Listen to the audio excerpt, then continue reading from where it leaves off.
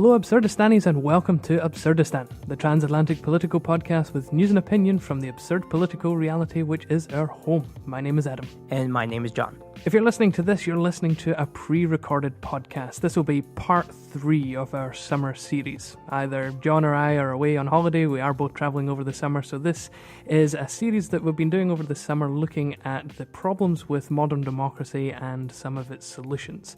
In the past, in part 1 and part 2, we've looked at representation and we've looked at voting. This week we're going to be looking at constitutions.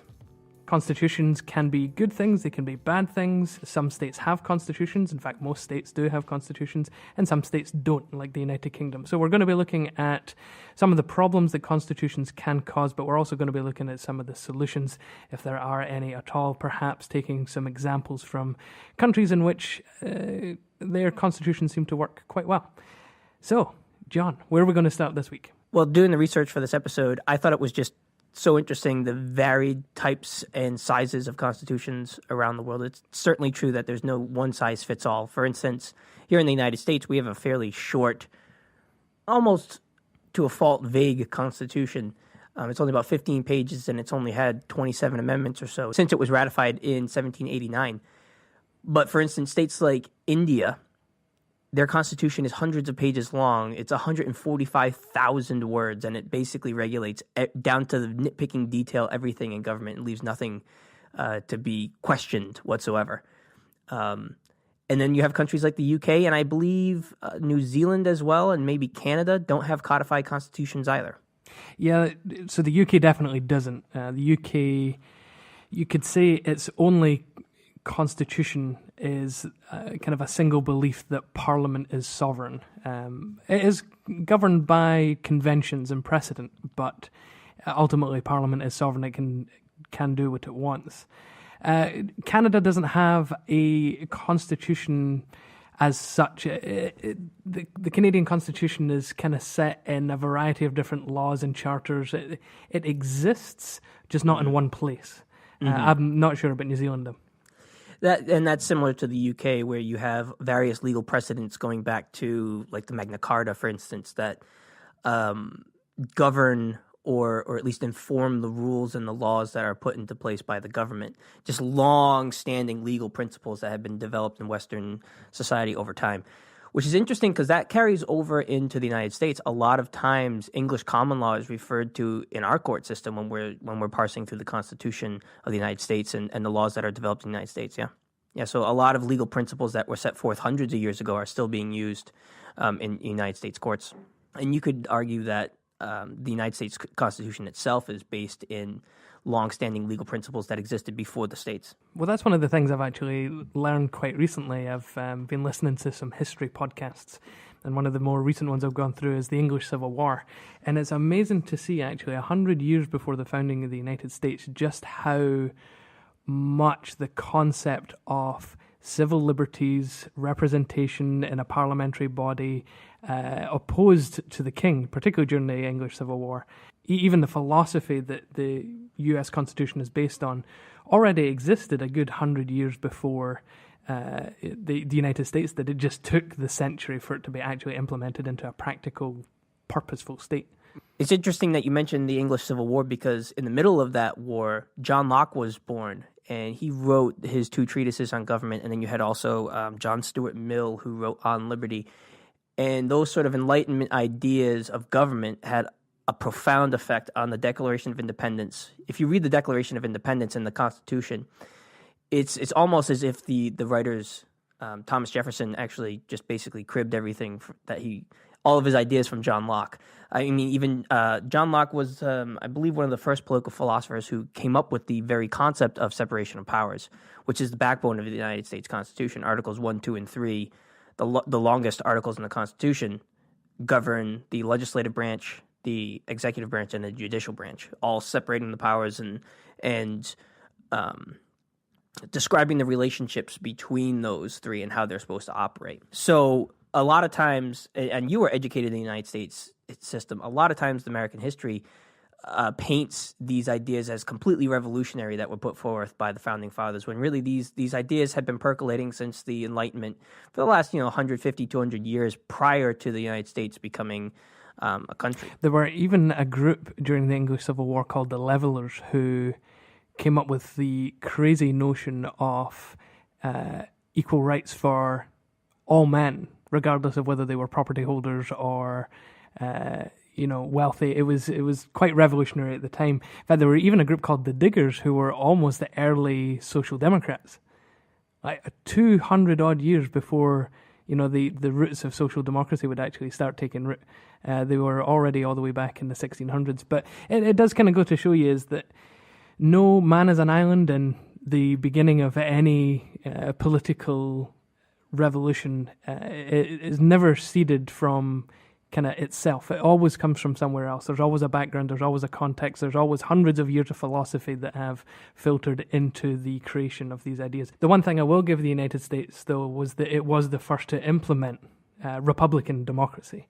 That had never been done before, when all of Europe were still under the despotic monarchy system, other than the United Kingdom at the time, believe it or not.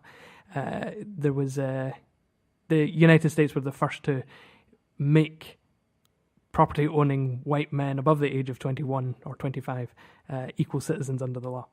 That's right. And the Constitution was certainly a product of its time, so it wasn't perfect at this outset, obviously, where you like we spoke about last episode, where you had that concept of some people being more equal than others. That was definitely the case in at the beginning, because women and slaves weren't allowed to vote, and even slaves only counted as 3/5 of a person in the original Constitution. The irony of a group of freedom fighters fighting the tyranny and despotism of a monarch and then still having slavery.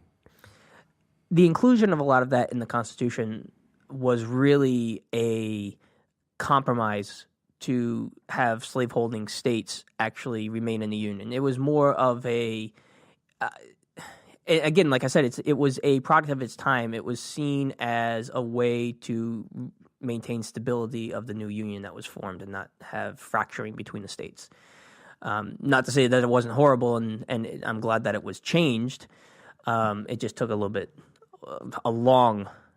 far too long of a time for it to actually change. But you're right, the concepts of liberalism that were used in the American Constitution were long in development prior to it. One of the things, too, that the United States Constitution did that was quite different than anything that had been done in the past was it specifically set out a separation of not only powers but also church and state. So it was one of the first secular constitutions, or maybe the first secular constitution in the world. It could even have been one of the first constitutions in the world. I'm pretty sure the United States was the first country to have a complete written national constitution. And something that was really interesting that almost no government had done prior to this was the fact that it set up a specifically secular state, which was a new development, because basically every state, especially the monarchies, had state churches that had significant power in the formation of policy. And that was one of the things that angered the founders of the United States, and they wanted to make sure that didn't happen. Yeah, although I'm pretty sure you'll find people that would disagree with you on exactly what the Constitution says about the separation of church and state. The only time that the church or religion is mentioned in the Constitution is that Congress is going to make no law respecting the establishment of it. You can debate as to what, and that's one of the problems I wanted to get into with the American Constitution, is the vagueness of its terms leads to perennial arguments over what was actually meant, which is why I get so fed up with the idea of original intent, because it's almost impossible to understand what the original intent of the Constitution was. I mean, you could be right in that the founding fathers, would have been incensed by the idea of a national church, but I'm not sure they would have been particularly aware, and maybe this speaks to the failure in the adaptability of the Constitution to account for the variety of religious plurality that would eventually come to exist in the States. In other words, I kind of understand the argument of those that don't want too much separation between the church and state as being, well, the founding fathers would have conceived of only a Christian, or at least a Judeo-Christian state going forward. Like there wouldn't have been humanism, Mormonism, Islam, atheism. Like I don't think that would have necessarily been in their conception at the time. Maybe I'm wrong. But the UK, you could say the grandparent of the United States, it's totally different. They don't actually even have a codified constitution. No, not at all. Like I said, it's kind of this idea that it's parliamentary sovereignty. So anything the parliament says ultimately goes. I think there's also this running idea within the American concept of Britain, and that somehow the monarchy actually matters. It really doesn't. Parliament is sovereign, and Parliament is voted on by the people. So it very much is a democratic country with the will of the people being voiced in Parliament. We get into kind of some of the weaknesses of that back in the representation episode, but nonetheless, the people are very much sovereign in the United Kingdom, even when they have a monarch. But we don't have a constitution, so it means we technically don't have codified rights. And it means that the Parliament can make laws as it wishes, to a certain extent. And then the extent to which it can't, the only thing that protects it is convention and precedent. So technically, Parliament could ignore those, perhaps the national uproar, but if you have, say, the majority of the country willing to sacrifice precedent and convention, then, you could end up making very illiberal laws through the system, because there's ultimately no foundation as to what is right and what is wrong as you do in the States. Right. One of the central features of the United States Constitution is the Bill of Rights, which is a restriction on the United States government as to what they can and cannot do to their citizens and persons. So this is actually one of the things that I find to be a very good thing about constitutions. The fact that it gives you an opportunity to outline inalienable rights of citizens and of actual, even non-citizens in some cases. Like in the French Constitution, it starts off with the Universal Declaration of the Rights of Man, and it's not limited to citizens of the French state. But for the United States Constitution, you have the First Amendment right of free speech. You have the Second Amendment, which is hotly debated. You have the Fourth Amendment, protection from unreasonable searches and seizures. You have the Sixth Amendment, which protects your right to a trial, essentially. So you have these foundational pillars, I would call it, of liberal democratic societies that are enshrined in these constitutions as inalienable rights. Whereas you don't have that framework in the UK, it's more of a very complicated interrelation of all these rights that have been upheld as part of precedent and convention, like you said. So it's really up to, Parliament can make these laws, but when you're judging the rights against each other, it's really up to your court system to set these sorts of precedents, which is something that I'm uncomfortable with, and why I would be an advocate of constitutions to the extent that they do set up some sort of list of inalienable rights. Because we've seen things recently, like in the UK, for instance, in Scotland in particular, where a comedian was sentenced, not to jail, but it was house arrest, I think, and a pretty hefty fine for telling a joke, really, which is something that you'd never see in the United States because of the constitutional protection of free speech. I don't know about that, because even when it comes down to the Bill of Rights, one, England and Scotland both actually have their separate Bill of Rights that were laid down in 1689, so almost a full 100 years before, in fact, a full 100 years before the American Constitution. They don't go into the same depth as the American Bill of Rights. But even at that, you mentioned that, it ultimately depends on our court system to decide what rights we have. That's exactly the same thing that happens in the States, because, take a look at the recent cake shop issues. Like the courts had to decide on who had the right in this situation. Does the gay couple requesting a cake have the right to get the cake, or does a baker have the religious right to deny them service? Ultimately, that will still come down to the courts. And so I don't see there being necessarily any practical difference. And I think this is the major weakness of the American Constitution. And actually, to be honest, maybe no constitution can actually accomplish this. But every constitution, let's say every constitution, has to be interpreted. And the only way you're going to interpret it is in the courts. So when you've got this like lovely Bill of Rights laid out there, it's like, okay, so what does assembly mean? What does press mean? So I'll just give you an example from Spain. I was walking with an American here the first month I was here. This was before the independence referendum they had. And we were walking along one of the streets here in Barcelona, and there was a protest that walked by. It was unplanned, and what they were doing essentially was walking down one of the main streets in Barcelona, waving their flags and their posters. It was a fairly big group of students, maybe about 250, 300 or so. And he pointed and said that would never happen in the States. You would have the cops come in and take them off the street. Whereas they allow it to happen here in Spain. And he was right. Like, you saw similar protests like that, ones that would block traffic intentionally, ones that would walk down roads slowly. This is in Barcelona. So why can they do that here, but they wouldn't be able to do it in the States? Because he's very right. The police would come in and tell them to take a hike. You're creating public disorder. You are breaching the peace. So even though there are... I don't believe there's a Spanish Bill of Rights laid out in the same way that there is in the American Constitution. Nonetheless, they had the right to do that here without police interference, whereas they didn't in the States, hypothetically, even though the States has the right to free assembly.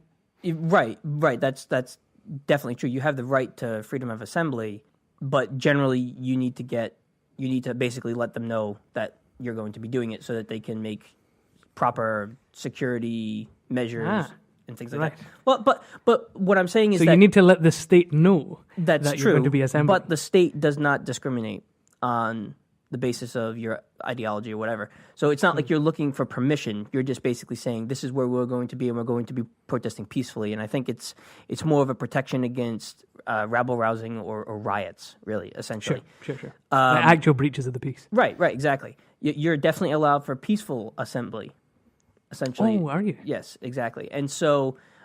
relative to unpeaceful assembly. Oh yeah. You'll get cleared out. I mean, look at the Charlottesville riots. They had a permit to use that public space, but then once it turned violent, that's when the police stepped in and started getting people out of there. For instance, Westboro Baptist Church is allowed to picket funerals, which that might not be allowed in other nations, within sight of the procession itself. You have actually just recently. There was a permit granted for the alt-right to have basically a neo-Nazi rally in August in D.C. So there is a wide berth of protection for your right to freedom of assembly. But when it concerns public property, that's when it becomes an issue. If you wanted to have a rally or a protest on your own private property, there's nothing unless it turns violent. There's nothing that the state can do to stop you from doing that. So if you wanted to camp out next to the road on your own property with a bunch of people with signs protesting the government, you could do that. The only time that you need a permit is when it's on public property, just to ensure public peace and order. So you wouldn't see an unplanned rally like you would in Barcelona, but you likely would have a larger latitude in the range of ideologies that you can rally under in public. Oh, okay. I'm not sure if that would be true because I could easily. Well, I'm not sure if that would be true, but I'm wondering if I'm wondering essentially, what do you think? Do you think that there would be? So if there was a group like the alt-right, do you think that they would be allowed to gather in Barcelona or even in like the UK, for instance? Well, yeah, definitely. There's the English Defence League and the Scottish Defence League that are both right-wing neo-fascist groups that are anti-immigrant hate groups, effectively. And yeah, they're allowed to gather. They often do create counter-protests that end up being multiple times larger than their own protests. But nonetheless, of course they're allowed to gather. Here in Spain, yes, I've certainly seen, I've seen a couple neo-fascist. In fact, there was one just after the referendum. It was a big pro-Spanish march organised by the far right. And it was a very strange thing to see, people waving Franco flags and pro-dictator slogans. It was, yes, so again, they do have the freedom to do that here. They've got the freedom to do it in the UK, even without necessarily the protections of the Constitution. So why then do you need a Constitution? When it comes to individual rights, I think it's important because, like you said, without a Constitution, there's nothing that could stop a future parliament from deciding that you no longer have the right to do that, essentially. So, yes, up until now, the freedom of speech has been protected in the UK. I would say that you don't have as free speech as we do in the United States. I mean, you have seen people arrested over tweets and jokes and things like that. That would never happen in the United States unless it was. There are some limitations put on free speech in the United States. Like, for instance, you can't incite violence. You can't do libel and slander. And that's been, you can't yell fire in a crowded theater, essentially. But you could tell a Holocaust joke like that comedian did in Scotland and not be arrested and fined for it.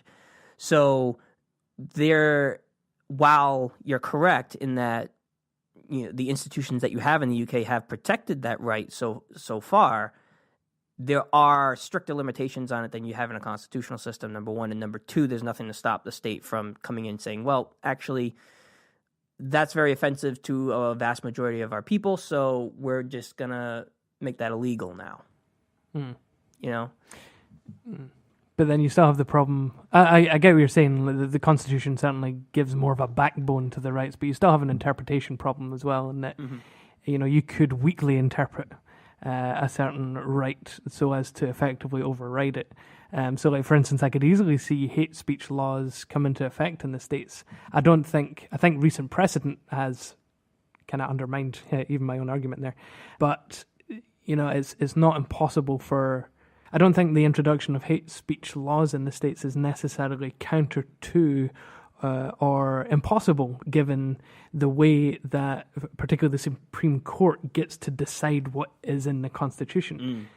Yeah. And that maybe that's one of the big issues I have, maybe more with the American Constitution than others, is that it's not so much that America, has this Constitution that is the backbone of its state, its rights, whatever you want to call that. It's that what is in the Constitution is decided upon by the Supreme Court. So the Supreme Court gets to decide what the Constitution is and what it says, which really doesn't make it any different than the UK, because it's still the courts deciding what is true, what is good, what is a right, what is illegal, what is unconstitutional. Yeah, the Supreme Court in the United States, it sort of reminds me of our conversation that we had last time about the epistocratic veto. You have a group of highly educated, competent individuals. Obviously, these people are have multiple degrees, and they're either law professors or former judges and things like that. So they're highly qualified for their positions, and they review the Constitution and they decide essentially what it says. The problem that we see, though, that you're talking about, is ultimately it comes down to the court, and as we discussed, the court is very rarely impartial. I'm uncomfortable with the Supreme Court because while I do think it's valuable to have a separation of powers, I think that having a branch of the government that is essentially undemocratic. It has no oversight. First of all, there's nothing that can overturn the Supreme Court other than amending the Constitution. Basically, it's a lifetime appointment, and they're essentially unaccountable, unelected judges that are then able to overrule the democratic rule of law, essentially, based on the tenets of the Constitution, based on their interpretation of the tenets of the Constitution. So it's not even necessarily what the original intent of the Constitution was or what might work best for the current society. It's the interpretation of the Constitution of that particular Supreme Court at that time. So you've seen plenty of things throughout the past where, you had the Dred Scott case, which was the worst, probably the worst Supreme Court decision of all time, where essentially the court ruled that Dred Scott had to remain a slave of his owner, and him and his wife could not seek freedom. You had Plessy v. Ferguson, which legalized segregation and said that, there were separate but equal classes of, American citizens. And these decisions have all been overturned. So you have the individual biases of the justices at the time interpreting the Constitution in that context and, violating human rights because of their interpretations of the Constitution at that time.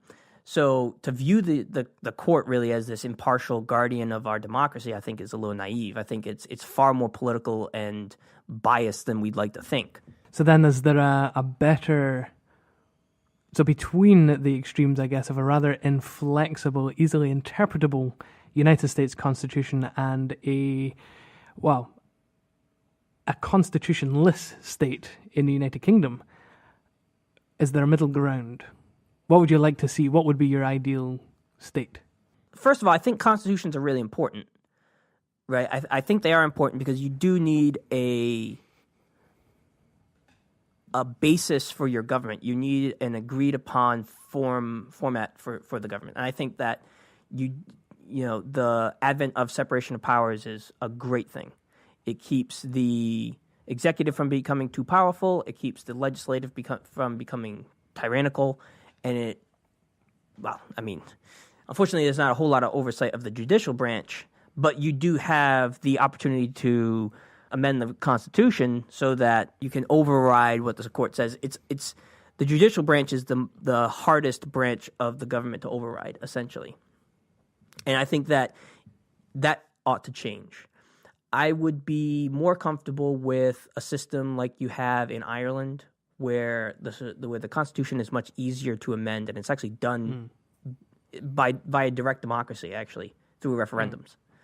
It's a fairly regular process as well. It's happened quite often. In fact, there was one just this year that we covered on the podcast that overturned the abortion law that was in Ireland at the time. That's right. Ireland was one of the states that restricted abortion in almost all cases, and that was overturned via constitutional referendum. What I like about that is that not only is it left up to the people, but at the same time, you don't have... It's democratically decided. So it's not as if it's being imposed by a court. One of the things that you see throughout American history, especially with Roe v. Wade, where the court legalized abortion, the United States as a culture was not ready for that decision. And it has had a very detrimental impact on the political discourse in this country ever since. You have two distinct sides, which are either on the side of Roe v. Wade or think that was the most terrible decision ever and it should never have been made. And it happened at a time when that debate was still raging on, and the Supreme Court sort of stepped in and said, well, no, this is legal. Everybody who's against it, your voice is no longer going to be heard, basically.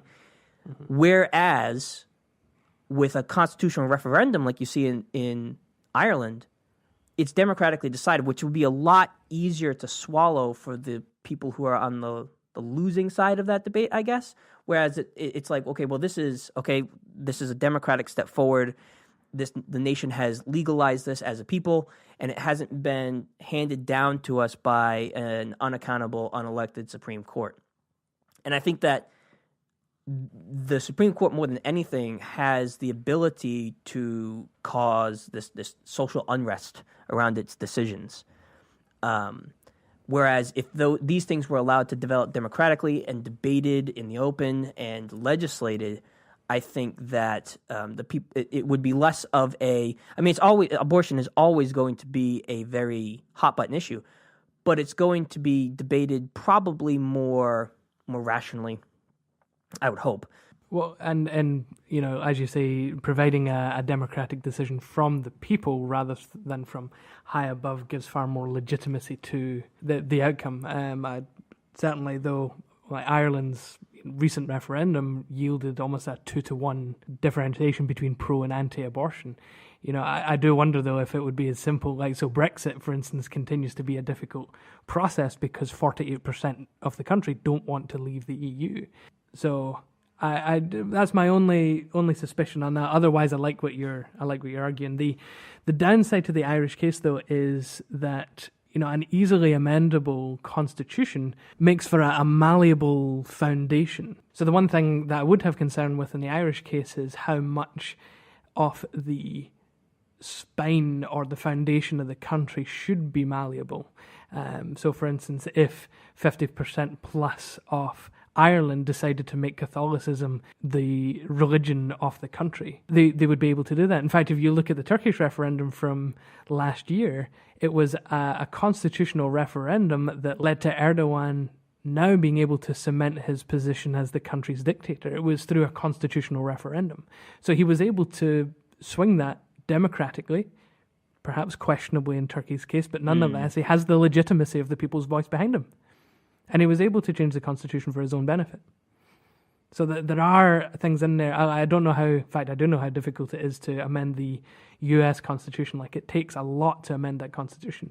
Perhaps there's a bit of inflexibility there, but I'm just concerned by these countries being able to manipulate and change their constitution as they see fit for the benefit of, in Turkey's case, an autocrat. That's a good point. I think in my ideal model, you would have something along the lines of a Bill of Rights that is more difficult to amend, for instance. So in the United States, you have a very difficult amendment process. The United States Constitution is meant to be amended very sparingly. And it's only been amended 27 times in 200-something odd years. So, you need 2/3 of Congress, both houses, to approve an amendment, and then it needs to be ratified by 3/4 of the state, which is a very arduous process. I mean, even for simple amendments that are sort of no-brainers like ending slavery or allowing women to vote. Although they seem to both prohibit alcohol and then roll back the prohibition. That was quite an accomplishment. I don't know how the country swings that far that fast. I know. Yeah, that's true, but you don't. That's a one-off. I don't think that there's a whole lot of analogs to that. But still, even simple amendments are very, very difficult to actually put into place. So you could have a Bill of Rights that's more difficult to change.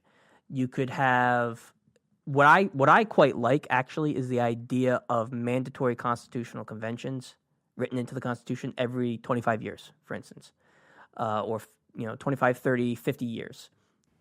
I mean, I'm skeptical because a constitutional convention is one that literally comes together to review and update the Constitution, right? Yeah. Oh, yeah. So could you imagine one happening this year? No, and I don't mean in terms of like it actually happening, but could you imagine the context in which a constitutional convention would be happening if it were to happen this year? Yeah, that's true.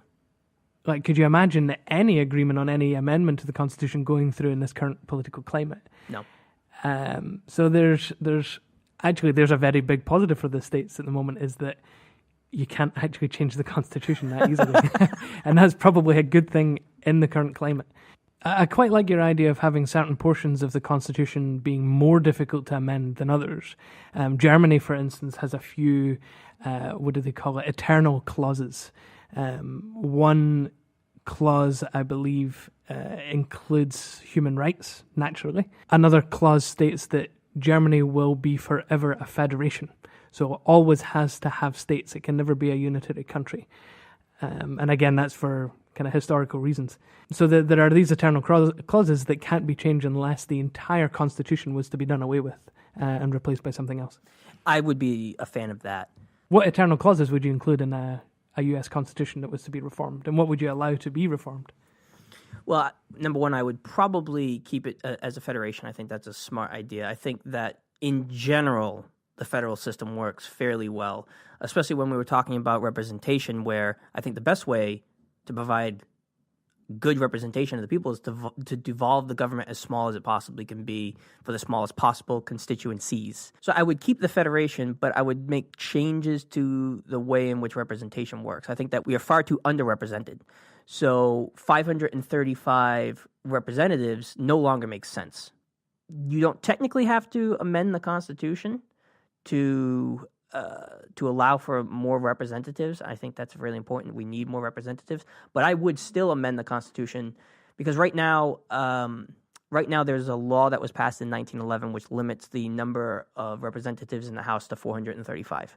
Constitutionally, senators are limited to 50. You can only have 2 per state. so that all the states are equally represented.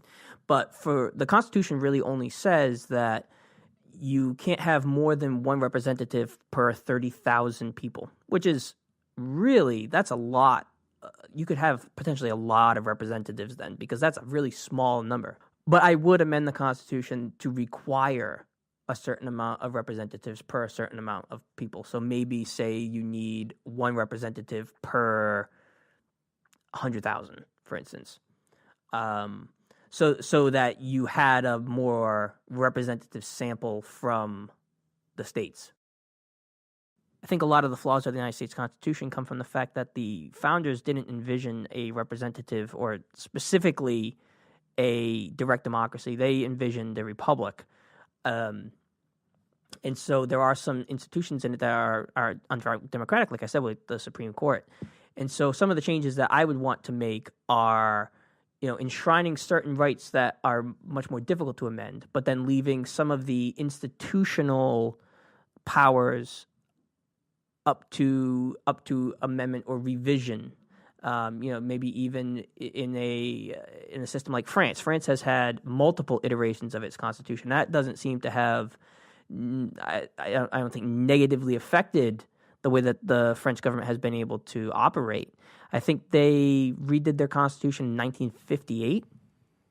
Yeah, and in actual fact, it was an improvement, a significant improvement between the Fourth Republic and the Fifth Republic, because the Fourth Republic ended up being actually in almost kind of a parallel to the Articles of Confederation and the Constitution in the States. It was just the Fourth Republic just didn't work well. It just the cogs of the system just kept clogging each other up. The Fifth Republic kind of put that right. Another good example of a country that, brings about good institutional change through its constitutional amendments is Belgium. They started out as a unitary country in 1830, so it was like Ireland or like the UK before devolution started happening. There was just a central government in Brussels that ruled the entire country. But Belgium is made up of three different cultural groups. The French speakers, the Dutch speakers, and then there's a tiny little German-speaking minority.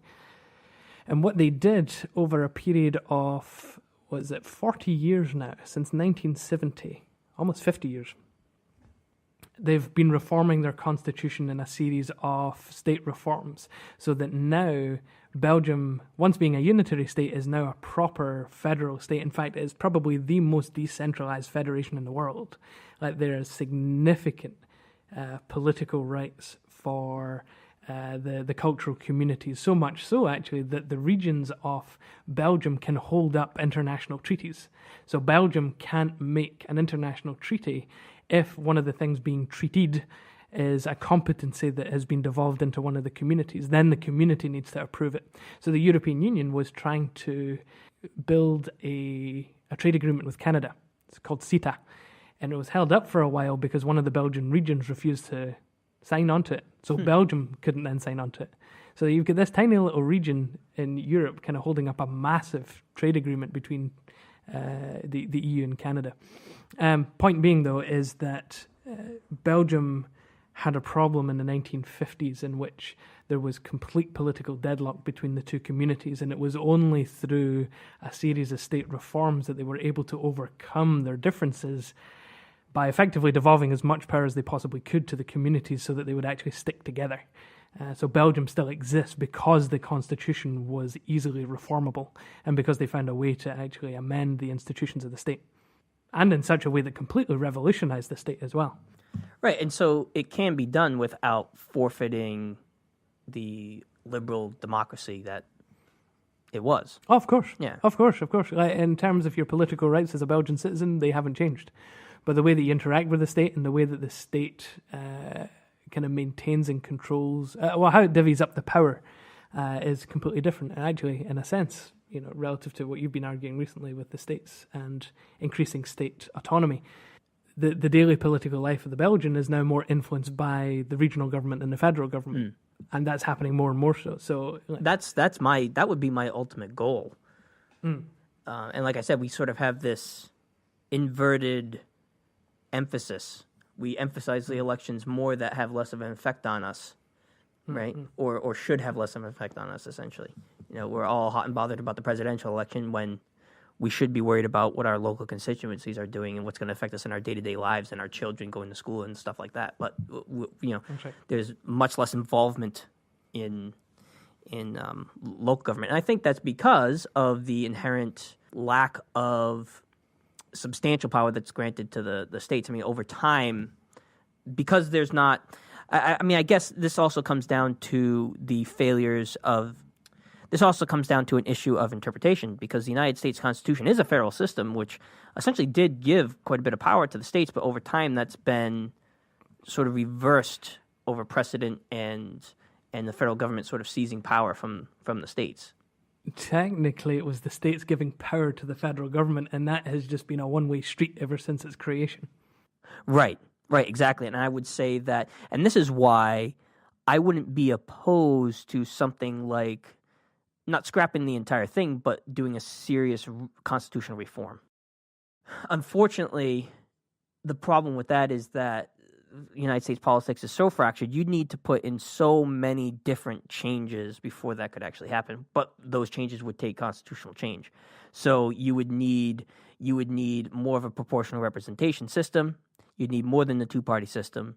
You would need what we've talked about already. You'd need a high level of voter participation, a high level of voter education, so that people would, be able to vote on these issues in an informed way before you could ever get to the point where we had a government that would be able to undertake a constitutional reform. Because right now, you would have two sides that wouldn't agree on anything.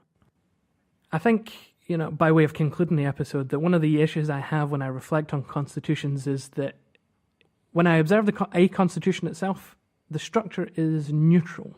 So whether there's a constitution or not, the way that it divides up the powers, the way that, whether there is a Bill of Rights or not, all of this is neutral because, in a sense, there are good countries that I would be happy living in that don't have Bill of Rights or constitutions, like the United Kingdom. There are countries that I'm perfectly happy living in that do have constitutions, like Belgium, like Spain to a certain extent. There are certainly countries that, even have the middle ground, like Canada, that still operate perfectly well.